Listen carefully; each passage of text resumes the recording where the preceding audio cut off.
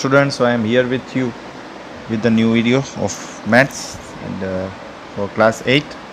The chapter is chapter number 9. Name is algebraic expressions and identities. Okay students, so what is algebraic expressions? So in order to know about algebraic expressions, we must know what is the meaning of algebraic terms. तो algebraic terms किसे बोलते हैं? एक term जो एक variable और एक constant value से बना हो उसे एक एल्जेब्रिक टर्म हम बोल सकते हैं. ठीक है students. So what is an algebraic term?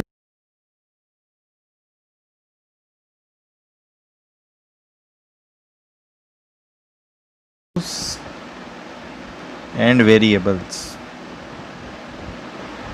and when number of algebraic terms combines, it forms an algebraic expression. Okay students, कई सारे एल्जेब्रिक टर्म्स है वो मिक्स होकर एल्जेब्रिक एक्सप्रेशन बनने वाले हैं. ठीक है, तो एल्जेब्रिक टर्म के एग्जांपल क्या क्या है? तो ये 3x है वो एक एल्जेब्रिक टर्म है. ठीक है, एक टर्म है जिसमें आप देख सकते हो एक वैल्यू है और एक वेरिएबल है. ठीक है स्टूडेंट्स, आगे जाते हैं और एग्जांपल देखते हैं. 4xy एक एल्जेब्रिक टर्म है जो दो वेरिएबल से बना है.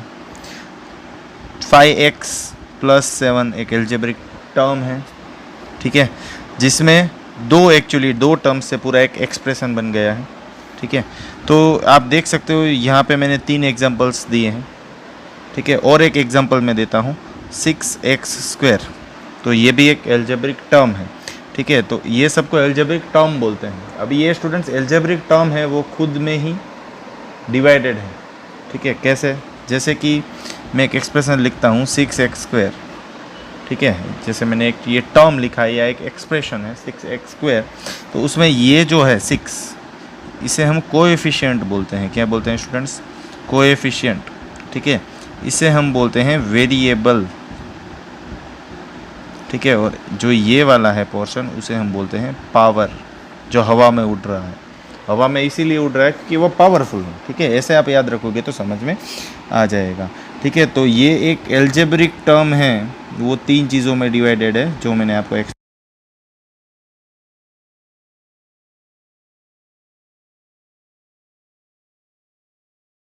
कि कोई भी एक एल्जेब्रिक एक्सप्रेशन में अगर एक ही टर्म हो तो उसे हम क्या बोलेंगे? कोई भी एक एल्जेब्रिक एक्सप्रेशन में अगर एक ही टर्म हो तो उसे हम क्या बोल सकते हैं? जैसे कि 4x², 3xy, -7z, 5xy². तो ये सब में आप देख सकते हो प्लस या माइनस कुछ नहीं है. तो ये सब को हम मोनोमियल बोलते हैं. मोनोमियल, मोनो का मतलब होता है सिंगल.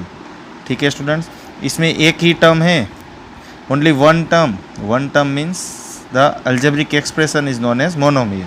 अब मैं इसे ऐसे बोलता हूँ 4x² + 7, 5xy + 1, 6x + 2. तो ये सब में आप देख सकते हो देयर आर 2 टर्म्स. तो 2 मतलब by and rest will remain same, so name is binomial. ठीक है, तो एक से ज़्यादा टर्म्स हैं तो इसे हम बाइनोमियल बोलते हैं. सेम वे आपके टेक्स्ट बुक में और तीसरा दिया है जो है ट्राइनोमियल. 5x + 5 + 5xy. आप देख सकते हो 1, 2 और 3 टर्म्स है. और एक एग्जांपल लेना चाहूँगा 5x² + 2x + 1. You can see there are 3 terms.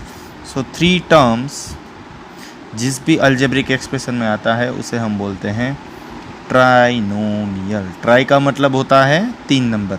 ठीक है स्टूडेंट्स, बहुत ही ईजी है. ठीक है, तो ऐसे ही आप क्लासीफाई कर सकते हो मोनोमियल, बाइनोमियल और ट्राइनोमियल को.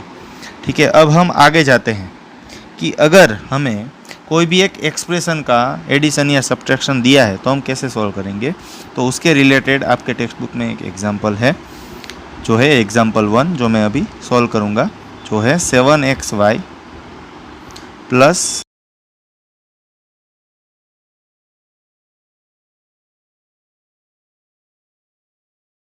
आपका पहला एक्सप्रेशन है, उसके बाद कोमा दिया है. तो कोमा से आपको याद रखना है, ये कोमा का मतलब आपको याद रखना है, उसको आपको जो भी टर्म है स्टूडेंट्स उसको नीचे रखना है. ठीक है स्टूडेंट्स, जैसे मैं आपको देता हूँ 1 कोमा 2 कोमा 3, इसको आप ऐड कीजिए तो आप कैसे करोगे 1 + 2 + 3। सेम वे यहाँ पे इसके बाद जैसे ही कोमा दिया है उसका मतलब आपको सेकंड लाइन में उसको ये पूरा टर्म रखना है। दिया है 4yz + 9zx - 4y, तो क्या क्या दिया है students term 4yz + 9zx + 9zx, उसके बाद दिया है -4y, तो उसको मैंने अलग रखा है। ये मैंने yz के नीचे ही yz रखा है क्योंकि वो लाइक टर्म्स है। लाइक टर्म्स मतलब सेम, आप देख सकते हो दोनों के वेरिएबल्स सेम है, इसलिए सेम वेरिएबल्स वाले को ही आपको नीचे रखना होगा। ठीक है स्टूडेंट्स, तो अभी हम आगे जाते हैं। तीसरा टर्म भी दिया है ये क्वेश्चन में -3xz + 5x - 2xy, तो -2xy है वो मैं यहाँ पे रखूँगा क्योंकि xy के नीचे ही xy आना चाहिए। xz है उसको मैं यहाँ पे रखूँगा -3xz या zx, जो भी गिनो आप, दोनों सेम ही है। और +5x जो अलग है उसको मैंने अलग रख दिया है। आप देख सकते हो ये वाला पूरा टर्म मैंने अलग रखा है। Now you can easily calculate this with this, so 7 - 2 is 5xy, 5 + 4 is your 9yz। Again here you can see there are 3 terms of zx, so -3 will become -6, 9 - 6 will become +3zx।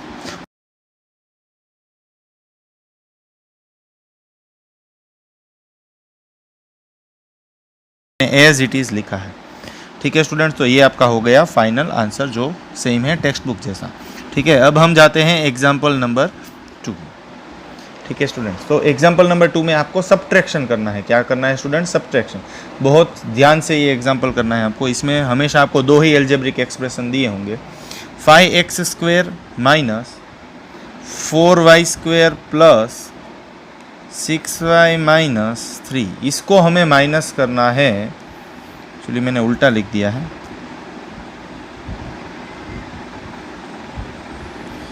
देखिए students, ये पूरा 5x² - 4y² + 6y - 3 को हमें minus करना है 7x² - 4xy + 5x - 3y। ठीक है, तो फ्रॉम जो पहला एक्सप्रेशन है उसको हमें दूसरे एक्सप्रेशन से माइनस करना है, इसलिए दूसरा एक्सप्रेशन हम पहले लिखेंगे। उसको हम माइनस करेंगे 5x² - 4y² + 6y - 3 से। ठीक है स्टूडेंट्स, तो ऐसे वाले टर्म्स हैं, इसमें थोड़ी बहुत मिस्टेक है। तो क्या एक्सप्रेशन दिया है students? 7x² - 4xy + 8y² + 5x - 3y, ये हो गया पूरा एक्सप्रेशन। उसको हमें सब्ट्रैक्ट करना है 5x² - 4y², तो मैं यहाँ पे -4y² रखूँगा। सेकंड टर्म आप देख सकते हो टेक्स्ट बुक से, + 6y, तो +6y मैं यहाँ पे रखूँगा। -3 कहीं पे नहीं है तो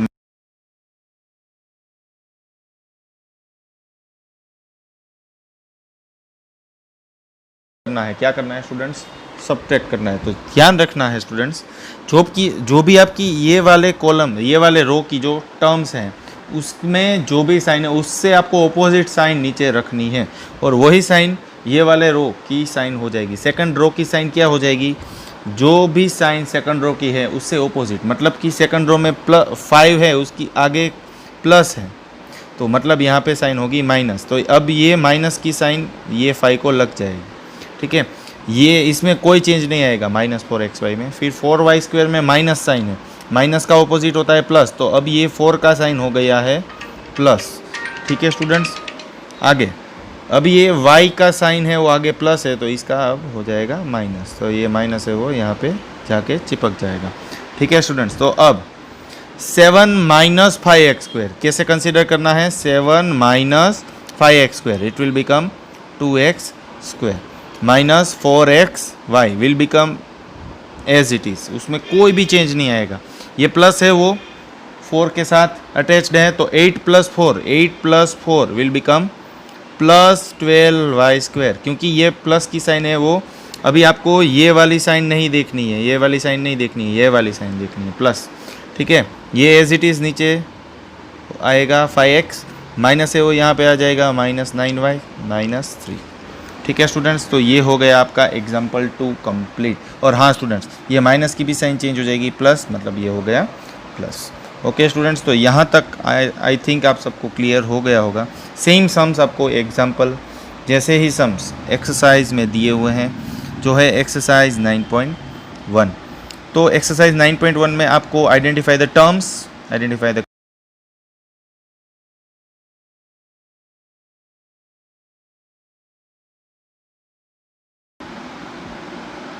ठीक है स्टूडेंट्स। तो 9.1 का क्वेश्चन 1 सॉल्व करते हैं। 5xyz²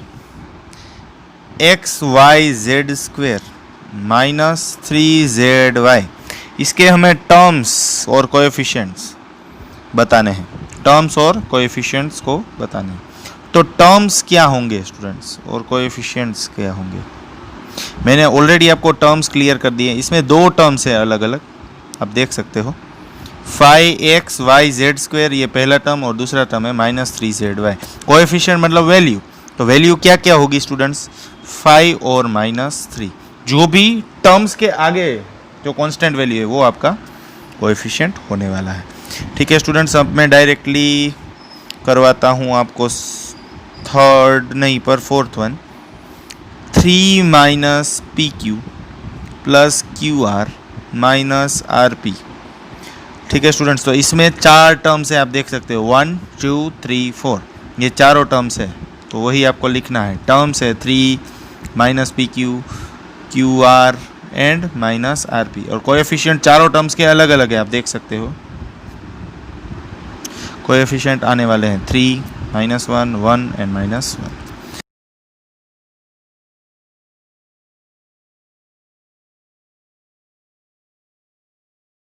कोएफिशिएंट अलग तरीके से दिए क्वेश्चन नंबर 5 में, वो सॉल्व करवाता हूँ, जो है x/2 + y/2 - xy, ठीक है। तो इसमें 3 टर्म्स है स्टूडेंट्स, वो मैं लिखूंगा नहीं, मैंने अंडरलाइन कर दिया है। कोएफिशिएंट क्या क्या है, मेन चीज़ वो है कोएफिशिएंट। यहाँ पे है 1/2 1/2 और -1। ओके स्टूडेंट्स, इसका आपको 1 कंसीडर करना है, इसको आपको 1 कंसीडर, क्योंकि 1y is y, 1x is x। Okay, तो इसी तरह से होता है। क्वेश्चन नंबर 2 के ऊपर हम जाते हैं अभी आगे। Classify as monomial, binomial, trinomial, बहुत ही ईजी है। x + y 2 टर्म्स हैं, बाइनोमियल, ठीक है students. 1000 only 1 term is there, monomial, ठीक है स्टूडेंट्स। आगे AB + BC + CD + DA, therefore इसमें ये मोनोमियल भी नहीं है, बाइनोमियल भी नहीं है, ट्राइनोमियल भी नहीं है। तो इससे 3 से ज़्यादा आते हैं स्टूडेंट्स टर्म, इसमें 4 टर्म्स है, ठीक है ना। तो इसको हम बोलते हैं पोलिनोमियल, याद रखना, पोलिनोमियल, ठीक है स्टूडेंट्स। क्वेश्चन 2 भी बहुत इजी था, जो हमने पहले ही डिस्कस कर लिया था, ठीक है। तो आगे जाते हैं, अभी हम एडिशन वाले सम्स फिर से देखते हैं, जो आपके क्वेश्चन नंबर 3 में दिए हैं, जिससे आपके कंसेप्ट और क्लियर हो जाएंगे। उसका फर्स्ट सम हम कोशिश करते हैं सॉल्व करने की। AB - BC + BC - CA, तो BC - CA मैंने सेकंड टर्म ऐसे रखा है, कोमा आया फिर से AC - AB, AC - AB, AC की साइन प्लस है, AB की साइन माइनस है, आप देख लेना स्टूडेंट्स। AB की साइन माइनस है, AC की साइन प्लस है, इसमें मिस्टेक नहीं करना है आप, ठीक है। तो AB - AB कैंसिल हो जाएगा,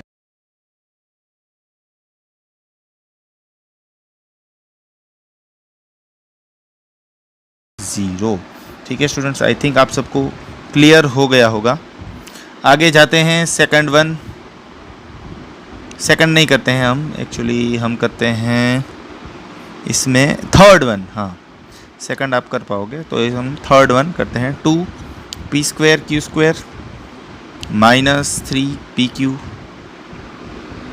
+ 4, इसको हमें ऐड करना है 5 + 7pq -3p² q² के साथ, इसको ऐड करना, ठीक है स्टूडेंट्स, अभी हम आगे जाते हैं।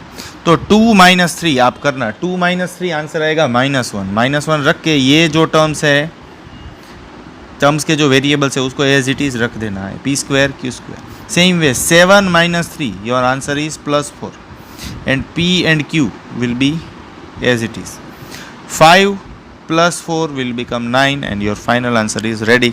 So -1 p square q square plus 4 p q plus 9 is your final answer. I think ये भी आपको क्लियर हो गया होगा। अभी हम क्वेश्चन 4 के ऊपर जाते हैं जो है सब्ट्रैक्शन। उसमें मैं आपको एक ही सब्ट्रैक्शन करवाऊंगा जिससे आपको समझ में आ जाएगा, जो है आपका सी वाला पोर्शन। ठीक है स्टूडेंट्स, तो उससे आपको ए और बी भी ईजी लगने लगेगा। तो सी वाला पोर्शन है थोड़ा लंबा है, इसलिए मैं करवाने वाला हूँ अभी। तो एक टर्म दिया है उसको हमें माइनस करना है, तो वेरिएबल से ही मैं यहाँ पे लिखूँगा 5 p square q minus 2p q square plus 5 p q minus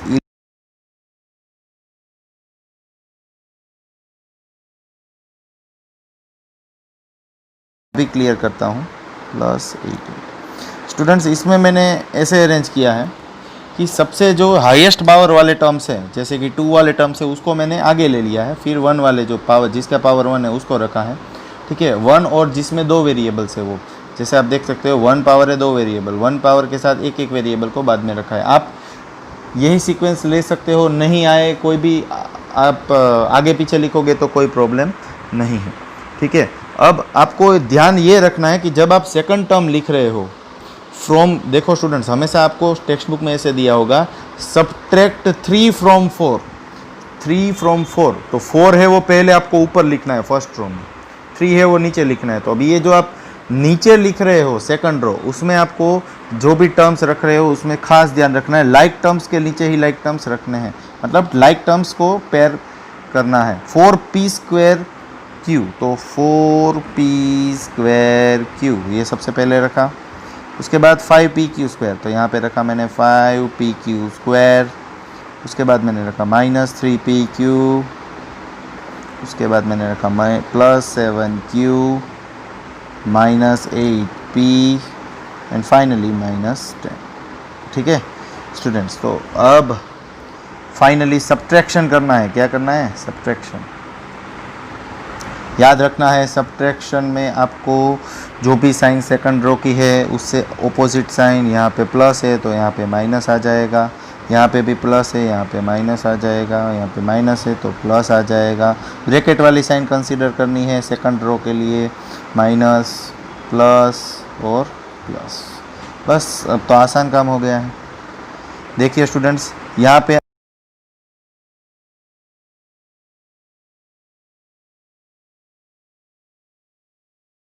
p square q as it is उतरेगा।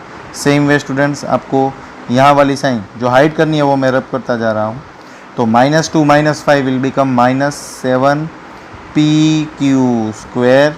सेम वे यहाँ पे प्लस साइन कंसीडर करनी है तो हम वो वाली साइन है उसको रब कर देंगे, तो कंसीडर कीजिए 5 + 3 आंसर आएगा +8p q।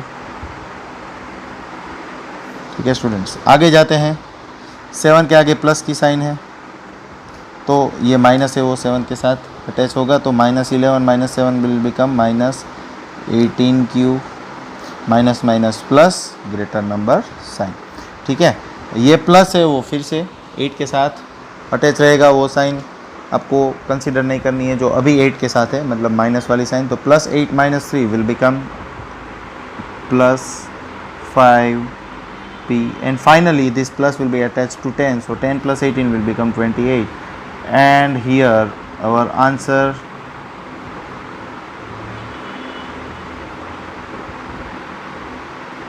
is over। तो यहाँ पे स्टूडेंट्स ये वीडियो एंड होता है। होपफुली आपको पूरी एक्सरसाइज 9.1 है उसका अच्छे से सॉल्यूशन मिल गया होगा, तो ज़रूर से ये वीडियो को लाइक कर दीजिए। ठीक है, कमेंट कर दीजिए और सब्सक्राइब कर दीजिए चैनल को। Thank you for watching the video.